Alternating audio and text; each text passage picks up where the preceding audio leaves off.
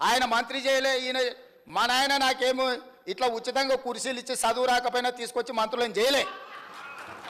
మేము కష్టపడి కింద నుంచి జిల్లా పరిషత్లో పనిచేసినాం, శాసన మండలిలో పనిచేసినాం, శాసనసభ్యుడిగా పనిచేసినాం, పార్లమెంటు సభ్యుడిగా పనిచేసినాం, ఈరోజు ముఖ్యమంత్రిగా పనిచేస్తున్నాం అధ్యక్ష. ఇదంతా స్వయం కృషితోని కష్టపడి తెలుసుకొని అవగాహన కల్పించుకొని సభలకు వచ్చినాం అధ్యక్ష.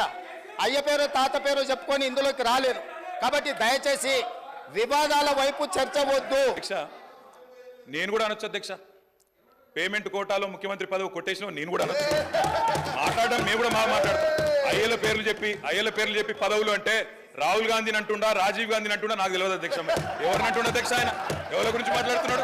ఇప్పుడు సబ్జెక్ట్ మాట్లాడండి సార్. స్పీకర్ సార్, దయచేసి ప్లీజ్. మీరు మా ఒక్కరికి నీతులు చెప్తే కుదరదు సార్, అటు కూడా చెప్పాలి. అక్కడ కూడా సభానాయకుడు కూడా అయ్యల పేర్లు చెప్పుకొని మేనేజ్మెంట్ కోటాలను సభానాయకుడు మాట్లాడొచ్చా? ఇది సంస్కారమా?